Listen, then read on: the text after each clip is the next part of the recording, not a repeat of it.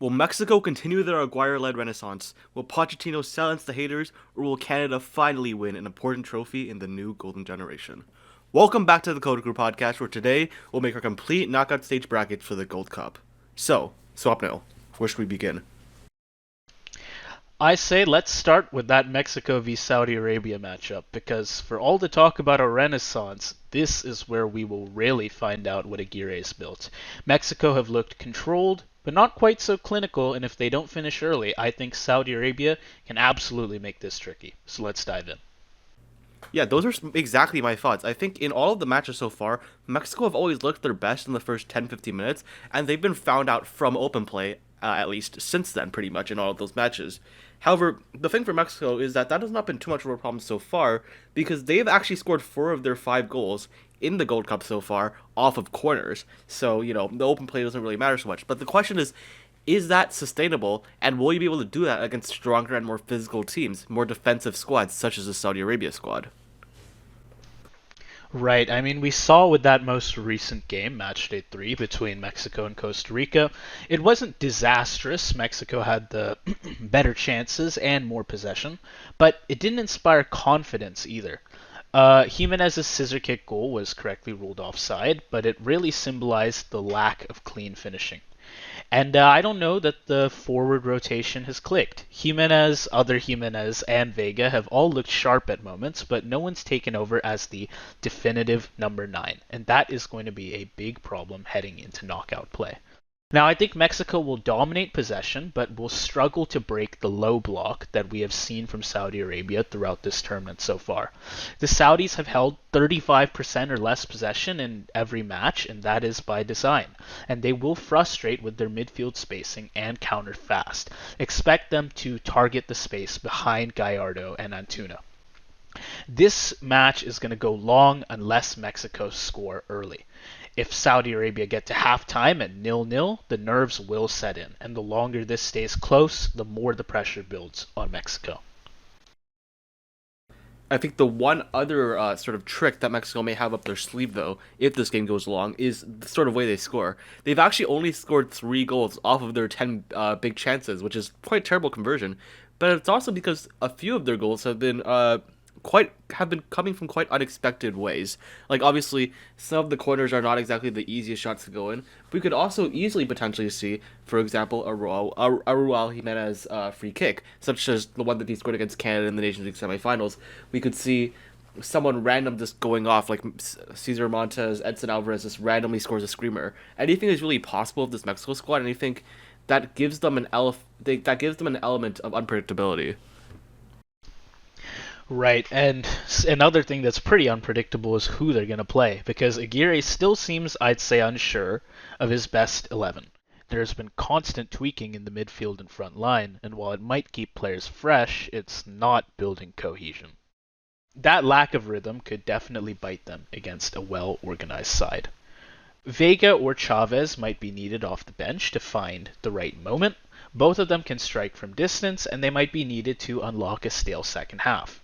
I think a late goal or set piece could definitely save Mexico, but the warning signs persist. This is not a team firing on all cylinders, though I do think that their talent, edge, and experience will get them over the line, just barely.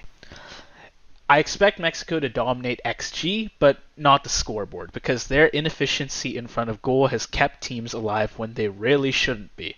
And if this goes to penalties, all bets are off. But with Montes leading the back line and a moment of magic from the wings, they'll avoid that fate. So I'm going to say, for my prediction for this first match, that Mexico wins 2-1 after extra time. I do think this is going to be a long match. Saudi Arabia's low block will work for those first 90 minutes, but with 30 minutes of extra time, Mexico will score a second, and they will win it there. I think the biggest weakness for Mexico's squad, which we've talked about a bit in the past, is that midfield. Saudi Arabia's low block with Hervé Renard in charge has been very effective. They limited the U.S., who I think has a better midfield, I should at least say have lined up a better midfield than Mexico have so far in this Gold Cup. They really the U.S. really struggled to convert chances, not convert chances, to create chances, and this could be even more of a problem for Mexico. I agree in your analysis that if Mexico don't score in the first 10, 15 minutes, it can get quite ugly. And that's what I see happening. I see this game being a slugfest and being just a one goal winner off of whoever manages to kill the game off and get that one opportunity. And the way Mexico played so far, and the defensive solidity that Saudi Arabia have shown, the physicality, I think that the usual trick of scoring off of a corner is not going to work for Mexico. I think if anything, it's going to be Saudi Arabia that might get the best chance, and I'm actually going to say, starting with a massive upset, to start this video with a massive upset, that Saudi Arabia on Wow. extra time are going to beat Mexico 1-0. Okay, so we have that means then you have a 0-0 going into extra time. Yeah. And the Saudis, the Falcons, they're the ones who go through into the semis. Okay, interesting. Way to grab people's attention. Well, our our predictions are off to a great start then. How about we move on to our next quarterfinals match? Also playing out in sunny Glendale, Arizona, we have Panama versus Honduras. Panama and Honduras are two teams that have tons of experience playing in heat stroke inducing environments such as this one, and I think this is going to be quite an interesting matchup. So to have two Central American teams, two historic Central American giants, where one of them is guaranteed to make it to the semifinals, this is going to be quite an interesting match, and I think there's a lot on the line for both teams, as and in a sense both managers as well. So Honduras obviously went off to a terrible start in the Gold Cup with that 6-0 demolishing in BC against Canada, but they have bounced back since, winning their other two games and finishing a decent second in their group of 6 points.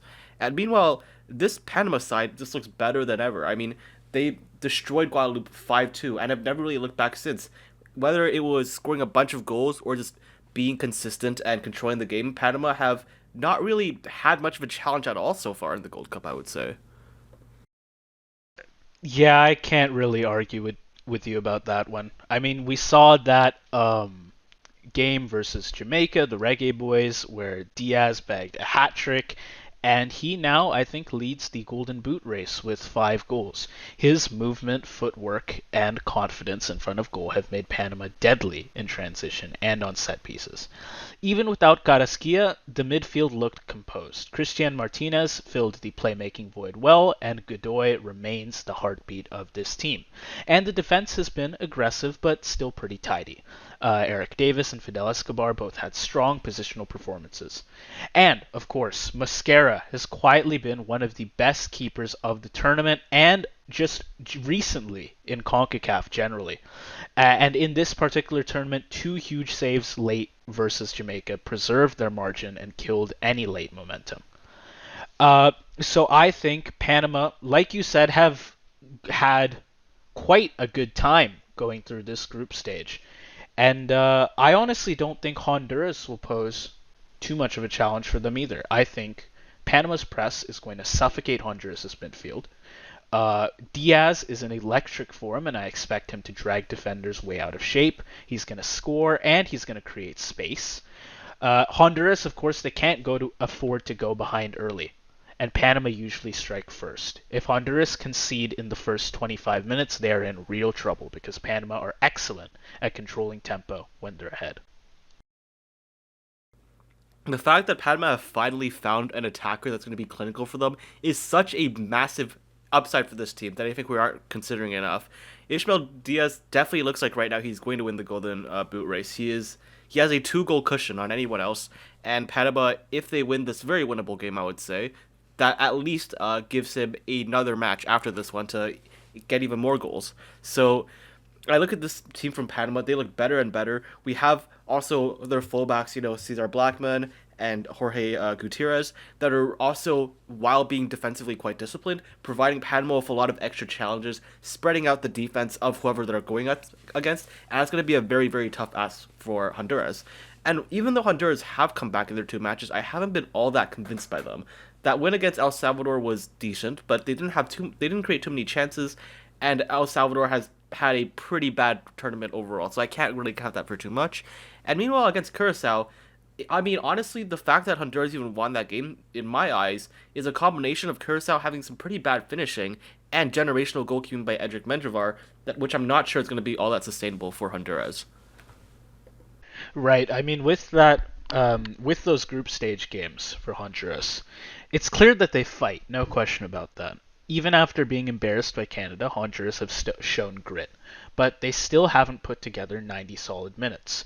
The midfield, they lack control, possession is short lived, and I feel like they rely heavily on individual moments in order to progress the ball, which is absolutely not what they need. And in that Curacao game, the own goal for Menjivar nearly ruined everything. This inconsistency at the back is one of the biggest red flags heading into the quarters. And of course, he did have a pretty good performance overall in that game. But ultimately, Mascara beats Menjivar in goal. Panama have just got more stability at the back, and Mascara's command of the box is going to be crucial during Honduras's inevitable aerial push. And let's not forget about Panama's amazing manager, Christensen. He has rotated smartly across all three games. Everyone looks fresh, and there's no over-reliance on one style or system. I think Panama's fitness, squad depth, and cohesion give them the edge over Honduras. Christensen has just managed his players brilliantly, and Panama will be fresher and more composed. I think this game is Panama's to lose. If they played their usual system and they don't overthink things, I believe they will cruise into the semis.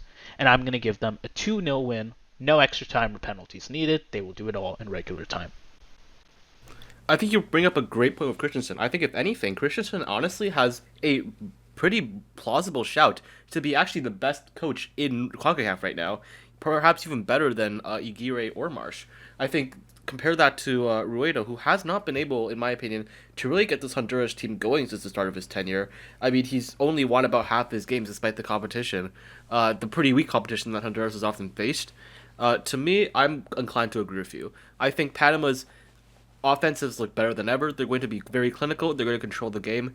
And I imagine this to be actually kind of similar to the Guadeloupe game. I think Panama are going to get a statement victory here and win 4-1 against Honduras. Wow. Okay, that is a big score. But yeah, I can see it. I think Panama can absolutely score quite a bit, just depending on how much energy they're willing to put into this game, really. And like I said, they will definitely have the energy because Christensen has just done such a great job of rotations throughout the group stage. Now, with that, I think we can move on to the other side of our bracket, and we will start with the US versus Costa Rica. Well, so far, the U.S. have looked pretty decent. I mean, I know they did struggle to score against Saudi Arabia, but they did end up getting the goal. And let's be honest, those other two opponents never really posed much of a challenge at all. The only main concern I have from this United States squad is that in some of the games, they don't have the best finishing. And by some, I'm mostly just talking about that Haiti match. I think they had something like 5 big chances against Haiti and were only able to score 2 goals. But I do think that we have seen when they really need a goal, when they're up against a very physical, very defensive team such as Saudi Arabia, they are able to be much more clinical and score goals from the few chances they get. And while I'm not saying for sure that the U.S. will do this again against Costa Rica, will be able to win against Costa Rica, I think that there's going to be similar shades in this match as the match that the U.S. played against Saudi Arabia in the group stages. Right. I mean, we have definitely seen some personality for this team under Pochettino. Despite a lot of players being missing, they have shown some identity, which is really what they need after the terrible position they've been in over the past few years. Tillman is the man. 3 goals in 3 games. He has just become the centerpiece of the U.S. attack. His movement between lines and finishing, right now they are top tier. Patrick Agmiang redeemed himself with a composed 75th minute winner versus Haiti. He has a knack for big moments, and he gives the U.S. a good power option up top. And Quinn Sullivan, our Bangladeshi boy, was electric. I saw so many comments from all the Bangladeshi football fans on his highlights from these games. His Rabona crossbar smash and near assist highlight a player that is bursting with confidence, a potential breakout star for this cycle and for this team if he doesn't move to Asia. But I do think Costa Rica will be able to defend deep and lean on Navas to carry them. He's been otherworldly so far, and he will be tested early by Tillman, Sullivan, and Luna. I think a key battle will be Tillman versus Gallo in midfield. If Tillman can get between lines again, he'll pull defenders way out of shape, but if Gallo and Aguilera close him down early, the US attack might stall. The US will definitely create more, but they may need subs like Luna or Aubameyang to make the difference. I wouldn't be surprised if the game turns on a bench player. And Navas will keep Costa Rica alive. It's very possible he makes 5+ saves and delays what looks inevitable because he just thrives in these tournament moments. I think that's quite fair, but we also have to take a look at this Costa Rica squad. I believe Manfred Ugalde is going to be suspended for this match because of yellow cards, and that is going to be quite a big loss on Costa Rica's offense.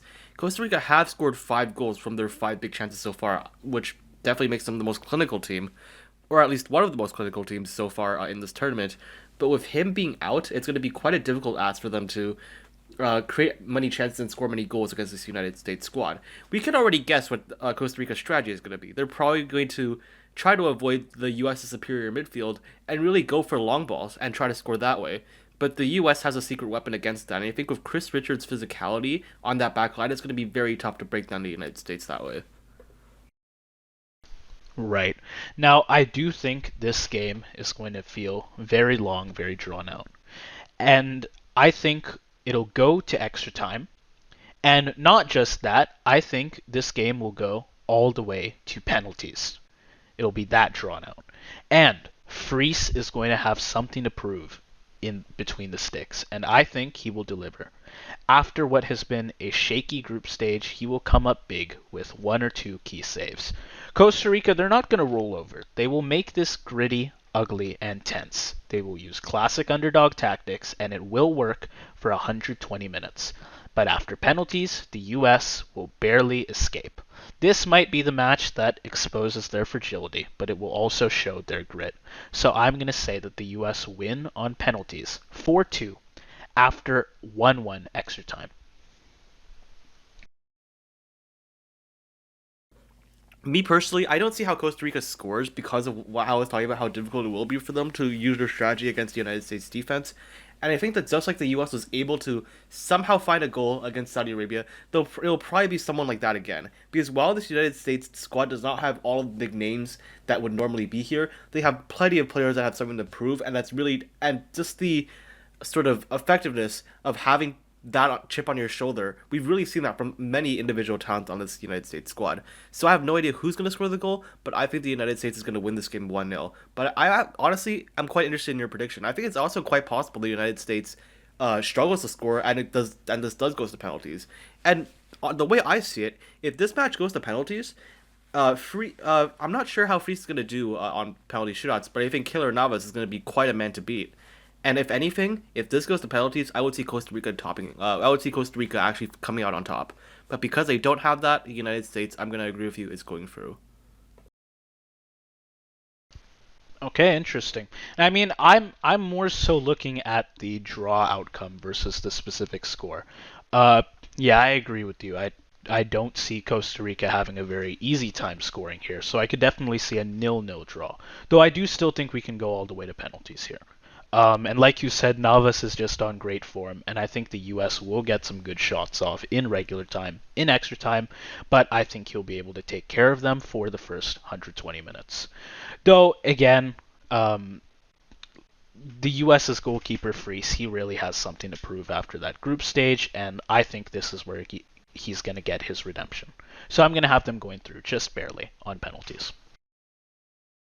Now I think then that'll take us to our final quarterfinals match, which is Canada versus Guatemala. Yeah, so after a very, very disappointing performance for Canada against Curacao, with Jesse Marsh back, despite the physicality and just overt aggression that El Salvador showed against Canada, they were able to prevail in the end and get a solid 2-0 victory. That being said, I think Guatemala is going to be quite a different opponent than anybody that Canada has faced so far. They actually like to play through the midfield despite being one of these quote unquote minnows, and they, if anything, do better against teams with weak midfielders and that rely on the long balls. We can see this in both their wins against Jamaica as well as Guadeloupe, as well as in their loss against Panama. It was Panama's strong pressing style that I think led to Guatemala being broken down, and the U.S. will definitely be looking to do the same thing under Jesse Marsh's system. I think it is worth as well looking at Guatemala's attack. It has definitely matured.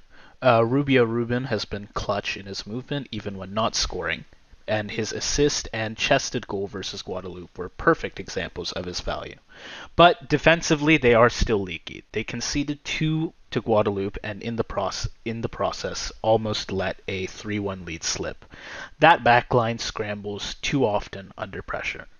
Um, Tena's calm management style is working, I would say. Players don't seem to panic even when the game gets chaotic, and that could be key in these knockout rounds. But Canada in the quarters is definitely a tall task. Uh, David and Buchanan are heating up at the right time. Both of them were decisive in the group stage, and Guatemala haven't quite faced attackers of this caliber yet. Also, we shouldn't expect Marsh to rotate anymore, especially after that game with Curacao, which would make it look a lot less appealing.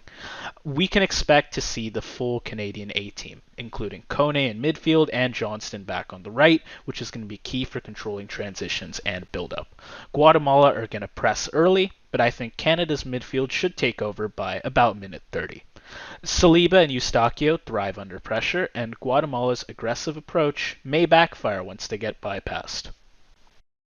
And I'm also really glad that you mentioned Eustachio. Now, for any viewers that are not aware, Steven Eustachio is actually listed on the Canadian national team roster for the Gold Cup, despite the fact he hasn't played any games as yet. And that's because he's also in the Club World Cup. But because of Porto's somewhat unfortunate early exit, unfortunate for Eustachio, but good for Canada, this means that he's going to be here and ready to play for us in the knockout stages. And he is one of not only Canada's best midfielders, but easily one of the best midfielders in the entire region. And that's going to be a massive benefit in locking down any potential attacks from anyone of any caliber when Canada plays their opponents throughout the knockout stage. I think we also have to obviously give credit, as you were talking about, to Tajon Buchanan, who I believe has already 3 goals in the 3 games so far he's played in the Gold Cup. And with players like him, with players like Jonathan David, with new players like Nico Sigur and Promise David, who CONCACAF has really not had the opportunity to adapt to their playing style yet, I think Canada just has too many weapons for Guatemala to deal with. And I think that Canada should be able to easily control this match. I think, again, Guatemala's attack could be a threat. I think they could score decently early. I do think they will get a goal off. I could even potentially seeing them score first, but regardless, they are going to fade. Whether they score first or get an equalizer, they're not going to keep up that momentum. This team has shown heart, but their defense has cracked under sustained pressure. Canada's depth with players like Seeger and Saliba is going to give them that final push. If the starters aren't able to finish the job, the bench most certainly will, and that is the advantage of giving everyone real minutes in the group stage. Guatemala's best chance is chaos. If they can turn this into a stop-start, foul-heavy match, they can hang around. But Canada have shown that they can manage tempo now. This will be a mental test for Canada, and they'll pass. They've been here before, and they have learned from 2023, and I think they won't blink. I agree with you. I honestly don't see Guatemala scoring a goal at all in this match, because while Guatemala absolutely did run up the scoreline against Guadeloupe, at least, run up the scoreline in terms of scoring goals, they were unable to score against Panama, and they only were able to put up one against Jamaica's relatively weak defense.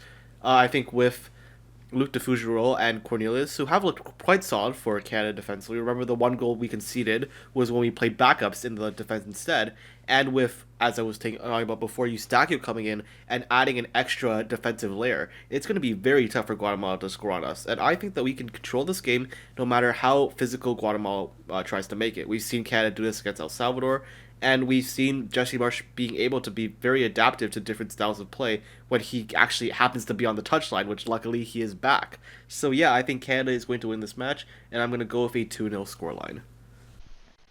Okay, so 2 goal margin for Canada. I do also have that. But again, I'm going to say Canada will score the first goal. Guatemala will manage an equalizer, but then our attackers will really get heated and we will get a 3-1 win to move us on to the semifinals. And speaking of the semifinals, I do believe you had Saudi Arabia beating Mexico.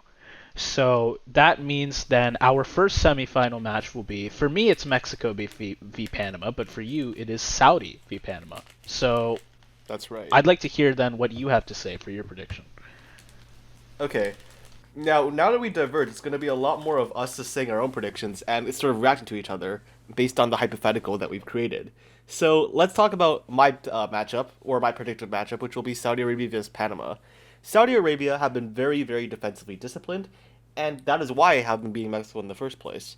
And I think Panama have very strong team cohesion, very strong chance creation. They have Ismael Diaz, who is on fire, as well as several other attackers on that team have looked very cohesive, and Panama have looked very clinical with the chances that they've gotten. Now, on the other hand, Ervernard is going to try to break down Christensen by, going for the long ball strategy, playing defensive and trying to make counters. But I think Christensen has been extremely solid, and it's going to Christensen as the manager has had Panama drilled very solidly and very just very solidly, and I think it would be very difficult for Saudi Arabia to find an actual goal against Panama. So the way I see it, Panama's discipline, their gegenpressing style, is going to force a Saudi error at some point with that weakened B tier Saudi defense that they're going to actually bring to this match. And the way I see it, Panama will do that, get a goal, and they're very capable of shifting into whatever style of game their opponent goes for as well. So I think if Panama does get a goal, let's say later on in the first half or early in the second, I think they'll have no problem controlling the game and forcing Saudi Arabia to try to be aggressive themselves, which will probably be their undoing. So in my hypothetical, I'm actually going to have Panama make it to the finals for a 1-0 win over Saudi Arabia. Okay. And I mean, this Panama team, they play with a chip on their shoulder. They are, after all, 2-time recent finalists with the 2023 Gold Cup, the 2024 Nations League, and they are still trophyless, and I'm sure they are out to change that. And they do have the bracket path to do it. Now, of course, our bracket paths are a bit different, and I've got Mexico playing them, whereas you had Saudi Arabia, who, as we've seen throughout this group stage, have a great low block and definitely frustrate teams with their midfield. I mean, Mexico, they definitely play a bit differently. They will control possession, but I honestly think that plays into Panama's hands pretty well. They are built to absorb and strike, and I think they can gladly let Eltree pass sideways for the first 70 minutes. Now, Diaz v Gallardo is the mismatch here, I think, the big mismatch. Panama's star winger is going to find joy cutting inside, and if Mexico's double pivot shifts too slowly, he will be quick to expose the space behind. Set pieces, once again, loom large. Escobar, Godoy, and Guerrero attack absolutely everything in the air, and Mexico have looked a bit shaky defending second balls. And again, Aguirre's indecision on the forward line continues. Whether he starts Jimenez or Jimenez, and neither has quite convinced as to who should take that position, and Panama's not going to give them easy looks. I think Mascara, Panama's amazing goalkeeper, can make a key save late. When Vega finally gets a chance, Panama's keeper is going to preserve that clean sheet. Mexico is going to dominate expected goals, but I think they will still fall short. It is the story of their tournament. Good possession, good structure, but not enough cutting edge. Panama will advance with tournament smarts and the look of a team who has been here before and learned from their mistakes. Wow, so you also have Panama making it to the finals despite a very different route Despite to a get there. quite different matchup, yes, I do have them Wow. going through. I just think, Honestly, I I mean, can't be. if we look at Panama has cohesion. It's a big thing for them. But even still, they do have some great individual performers. I mean, we saw Diaz with that hat trick versus Jamaica. with his 2 goal margin in the Golden Boot race. We've seen Mascara. He has been such a great keeper over the past year or two. He has had some huge saves in loads of different tournaments. And we see their head coach, Christensen. He is just, like you said, he is can very much be argued as the best manager in all of CONCACAF out of all the national teams. Better than Aguirre, maybe. You could argue better than Marsh as well. Um, I don't know. This Panama team has got a lot of talent behind it, whether it is the goalkeepers or the forwards or even the management. I think they can absolutely upset Mexico here. And I'd say it probably would be an upset because I feel like going into this tournament, Mexico were definitely the favorites to win it all. But I think they can manage. Yeah. That's crazy. How literally 2 days ago we both agreed Mexico are the favorites, and now neither of us have them even making it to the finals, let alone winning it. That's Listen. If Mexico do end up winning this Gold Cup, which I definitely still think is, I mean, it's the bookkeeper's favorite. We're gonna look quite silly, but so let's hope that doesn't happen. Uh, I mean, for me though, I feel like if Mexico did end up playing Panama, I think Panama would struggle, and part of that is Mexico's quality and their ability to just score goals, get a winner out of nowhere. But it's also the mental game. I mean, when's the last time Panama beat Mexico in a competitive match? Right? I don't know off the back of my head, but I just think that given recent fixtures, it's going to be a chip on Panama's shoulder that I'm not sure that even having this new talent, this new cohesion, the tactics will be able to overcome. Right, and I mean we saw them lose to Mexico in that Nations League, that last CONCACAF Nations League final. But again, I think they're coming back with a vengeance, and like if anyone is gonna really want to beat Mexico here, it's gonna be them. Like I don't know that, and like you said, the Saudis they've got a pretty decent team here, a pretty decent strategy, but like I don't think they have that like raw need to beat a team like Mexico. There's no rivalry here, but Panama, I would say envy like all the trophies that Mexico has managed to win as of late, and I think they will absolutely want this win, even if to end up losing in the final, just to be able to get revenge against Mexico is going to be a big thing for them, I'm sure. Yeah, well, in that case, I think we should move on to the second semifinal, which we do agree on, and that is going to be quite the heavy hitter, quite the rivalry match: Canada vs the United States. Yeah, and I think this is the matchup Marsh wanted. His press heavy system fits perfectly against the US, a team that likes to build slowly but can be a bit vulnerable under pressure. And I think Canada will fly out of the gates with both Davids, Buchanan, and Kone in the starting 11. The first 20 minutes could be overwhelming for a US side that is still a bit unsure at the back. That key midfield battle, Tillman v Eustachio, very important for this match. If Canada can deny Tillman the ball between the lines, which is something that he has used very much to his advantage throughout the group stage, the US attack is going to dry up fast. I think Saliba can also make a statement. He has been building momentum all tournament, and I think he will be able to deliver a goal or an assist with a late run from midfield. Freese is going to have a better day, but I think he's still second best to Crepeau. Is going to make a couple strong second half saves in order to protect a Canadian lead. The US bench will give them a spark, likely from Agmeyang or Luna, but I don't think it'll be enough. Maybe they can score a goal. I think Canada can easily score two. And Canada will stay composed, win the tactical chess match, and punch their ticket to the final. This team will be controlled, confident, and I think they will have a program shifting moment. And I'm going to give them a 2-1 win. I'm going to agree with you. Throughout the bat, I'm saying that Canada also win this match 2-1. Just like they did against the United States in the United States 2-1 in the Nations League third place match. Just like they did a few months before that in the United States in a friendly 2-1. I think the United States is just cursed against Canada. Since Pochettino has arrived, they have had literally no answer. And honestly, it's going to be even harder and harder for them as these matchups go along. For example, Canada's best player right now, I would argue, is Tejan Buchanan, and the United States has nowhere near an answer for him.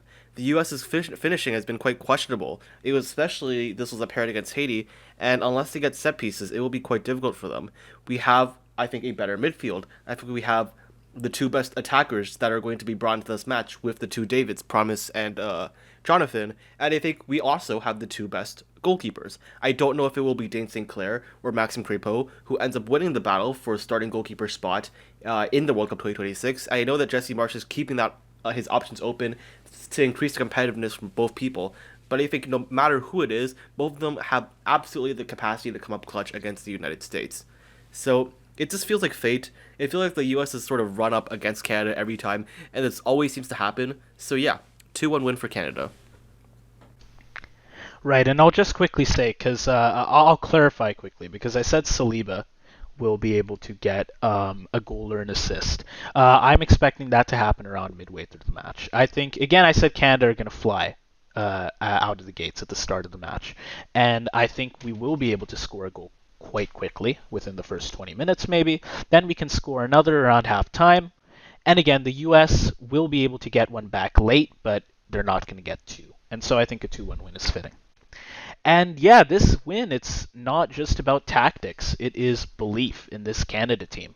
They have shown that, or they will show that they have evolved past the old habits of fading in big moments.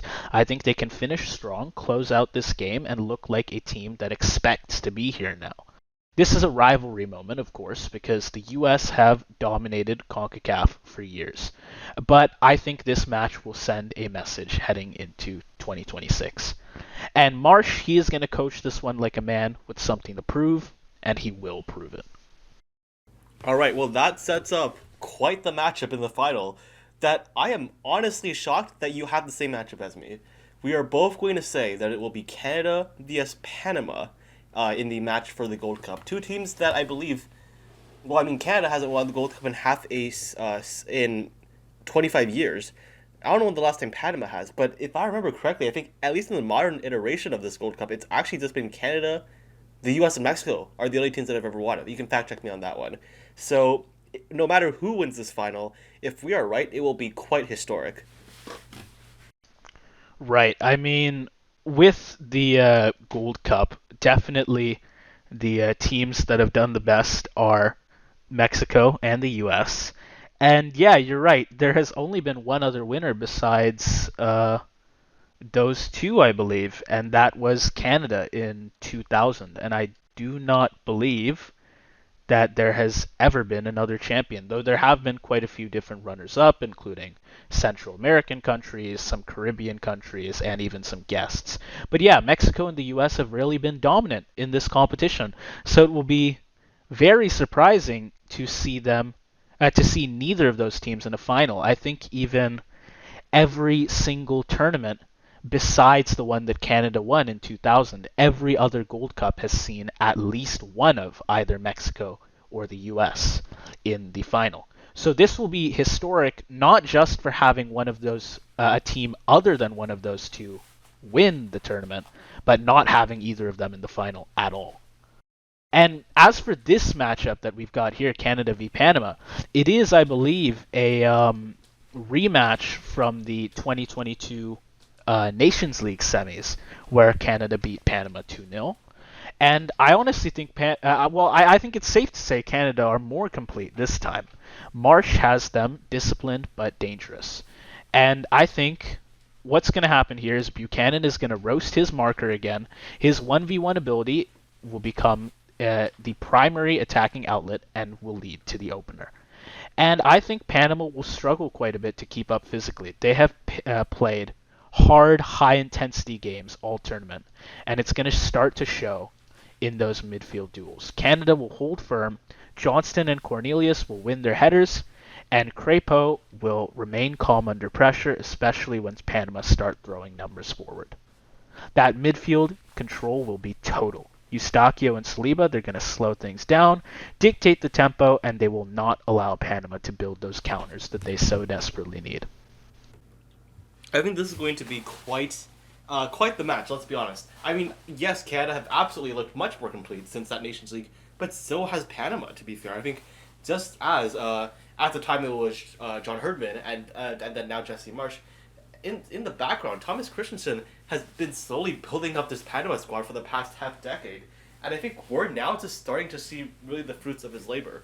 So we should not be underestimating this Panama squad. And while on paper Canada outclasses them in every position, with Godoy, with players like Martinez, I think it's not going to be so easy for Canada to just boss around this midfield.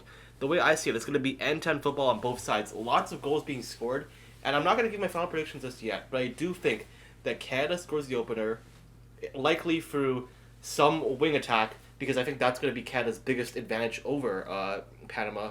Probably it will be either Jacob Schaffelberg or Tejan Buchanan who scores. But I think after that, it's going to be Panama that gets two goals back and takes the lead, 2-1 coming into halftime.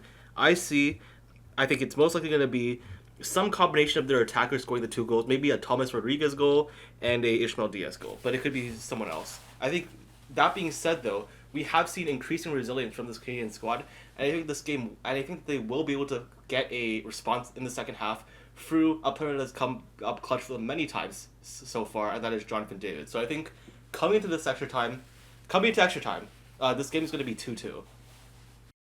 2-2 into extra time. Okay. Well, yeah, I think Panama can definitely recover a goal before the half. And I'm going to say that'll be Diaz to score. I think that wouldn't be too surprising for him to be the one to equalize. But I do think Canada and Panama will go into halftime drawn at 1-1. And I'm going to say Panama score, or not Panama, Canada score a second goal. I think it'll be textbook. Seager wins the ball near midfield. Saliba releases a perfectly weighted pass to David, and he curls it low and a cross goal. Simply clinical. I think Marsh, he can... Which... That's a great question. Jonathan. We'll say Jonathan. Marsh is going to keep everyone focused. No unnecessary rotations, no experimenting. This is his A team, and they're going to play like one. Composed, urgent, and in sync. And I mean, obviously, this is not the case with your prediction, but I think this is not going to be that nervy of a final. I think Canada will have control throughout that second half, and though Panama, of course, will make a push in those last 10 minutes, I don't think there will be a moment after that second goal where Canada feel truly threatened. I think the long wait is over. Canada will win their first Gold Cup, first Gold Cup in over 2 decades, and they will do it without controversy, penalties, or drama, just clean football. And really, this is bigger than a trophy. It is validation of a project with Marsh. It is proof of a new identity, and it is a statement heading toward 2026. Canada is no longer just a dark horse. They are a contender. The golden generation is going to deliver, and this time there will be silverware to prove it. Well, with that said, though, I know you have extra time, so right. Let's hear what you have to say about that. As for me, I think this extra time, these 30 minutes, will be the end game of a tactical chess match, shall we say, between the two best managers in CONCACAF by a wide margin, Thomas Christensen and Jesse Marsh. And I think not only will a win for either side be a crowning achievement for who the best manager is in CONCACAF, who is the king of CONCACAF, but it will also be a massive, massive win coming into the World Cup 2026, which, I mean, I don't think Panama is technically qualified yet, but let's be real, they obviously will. So, who's going to end up winning this match? Thomas Christensen vs. Jesse Marsh, Orlando Mascara vs. Maxim Crepeau, Caesar Blackman vs. Alistair Johnson, Ishmael Diaz vs. Jonathan David. The winner of the 2025 Gold Cup will be Panama. I knew you were going to say that. I knew it. Of course. This is interesting though, because I swear I don't want to be disappointed. Dude, you're not a doomer. You called me out when I said Canada weren't gonna win a single game in the Canadian Shield. You were saying, "What the hell are you talking about?" Yeah, but I'm surprised. I'm surprised you've gone with about the Canadian Shield, bro. We don't care about the Canadian Shield, bro. It doesn't matter. Every time. Well, I mean the build your build-up made your prediction kind of obvious, but I don't know. I'm just surprised because I was real doomer in that video, and now I guess the roles have reversed. Sure, but I just every time the Nations League 2025, Nations League 2023, the Nations League 2021, uh, bro, I swear every time I'm hopeful that Canada is gonna finally break the curse and win a major trophy. They just somehow manage to screw it up last minute every time. And I don't want to be disappointed by this Canadian national team, which is clearly the best team in North America, clearly has the best managers, clearly has the best players, and clearly should win this tournament. I don't know. I don't want them to screw up again. I don't want to look silly on the internet. So whatever. Panama win. Screw it. I feel like Panama win is a way sillier prediction than a Canada win. I don't know. If we just look at the odds, Well, okay. like the fact that we Listen, don't. the thing is, that's only true because people underrate Panama, though. Like you agree that, like No, I underrate agree they can Panama just absolutely based make on it, but just like the fact that we don't have one of, like I said, either the U.S. or Mexico in the final is something in itself. right, but you don't either though. That's both of us. No, I know, but I'm saying people will clown on us just for that alone. Well, they will until it happens. Okay, fair enough. Well, we've got Doomer Darian for this video then. That's nice. So, I suppose all the big upsets are coming from you then. You had Saudi beating Mexico and Panama beating Canada for the trophy. Okay, interesting. Damn, I think the only crazier but still kinda sorta a little bit reasonable prediction could be if you have Saudi winning the whole thing. I don't even know. So I mean, when Canada won the Gold Cup in 2000, it was Colombia we played in the final. If I'm right, this is crazy. It was But Colombia, it was yes. definitely It was okay, yeah. it was Colombia. It was an invitational. Yeah, So one I of the think invites. that Colombia is like the furthest an invitational has ever gotten in the Gold Cup before. So I think just if we're basing off of They precedent, are, I could see yeah. Saudi Arabia making the I finals, think. maybe. Oh, They're actually, not. you know what? Brazil has made runners up twice. Oh yeah, yeah. Sorry, I don't mean to say Yeah. they're the only ones, but I mean to say like Right. So Colombia, no one has no gone further. no invitee has ever won the whole thing. Yeah. Right. And I mean Saudi Arabia doesn't even bring their A team, dude. Like there's no way. There's just no way. I mean, it seems like you really trust that low block, man. If they're beating It's more so I Mexico, don't that is. trust Mexico's attack so far in this tournament. I mean, how many times Okay, has Cesar well, Montes gonna realistically be able to bail you out in one tournament, dude? so we pissed off the Mexico fans because we have them going Right. out in the quarters. We've pissed Sure. off the American fans because in the Well, I last think the Americans. video, I our don't think the thumbnail Americans have called high hopes for Pulisic. themselves at this point. Let's be real. Well, our last thumbnail called Pulisic washed, so I guess they're Which pissed he off is. as well. And that leaves the Canadians, who we have also pissed off because we have Panama winning. Um, yeah, okay. I guess that concludes our predictions then. Wow, this is a doozy. Some big upsets from Doomer Darian here, but I don't know. I guess Okay. let us know what you guys think of these predictions. How crazy is it to have or like how crazy or how reasonable is it to not have Mexico or the U.S. in the final? Because obviously, again, this would be the first time, or the second time that would happen. The first time being when Canada won. And speaking of which, I think that's a sign, man. I think if neither of these two teams Well, are in the I final, can call it a that's sign as that's a well Canada because I win can right call there. it a sign as well because I could also make the claim that the last time this happened, it was a new champion and it's going to be a new champion again. Like I can make the claim just the same way you can. Okay, you raise a good point. Yeah, that's fair. Um, yeah, no, I guess we'll have to see. I think it will be a real sight for sure if we manage to have these two giants who have won all but one of the modern Gold Cup format. Seeing neither of them in the final and seeing two uh, relatively fresh faces. Panama, of course, was here last time, but they haven't shown up super often and they haven't won ever. And Canada hasn't been in a final since we won in 2000. So, yeah, no, if these predictions are and these upsets are anything close to what ends up happening, we will definitely have a quite interesting knockout stage. And again, for those of you watching, let us know what you think of these predictions. How crazy are we in predicting a Canada v Panama final. How crazy is a Saudi beat Mexico in the quarterfinal? Yeah, let us know what you think, what your predictions are, and make sure to tune in. Even if you are not uh, a resident of a CONCACAF country, because there have been some very interesting matches in the group stage, and I think that can definitely continue into knockouts.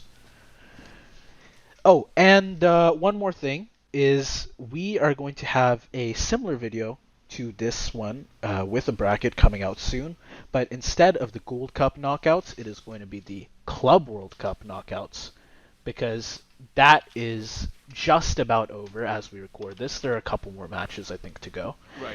And Right yeah, now, oh, there are actually they're some gonna win. playing live, yeah, as we speak. And yeah, once that group stage finishes, we will have another similar bracket video coming out for the Club World Cup too. So if you did enjoy this format, do make sure to turn on your notifications, subscribe, of course, and tune in about 2 days' time for that video. Yeah. Should be Yeah. dropping on Friday. Yeah, if I'm not mistaken. So yeah, see you guys. Like, subscribe, Friday night if more. everything goes as planned. Yeah, Friday. Sorry, I don't know what I said, but Yeah. yeah, Friday. Yeah. See ya.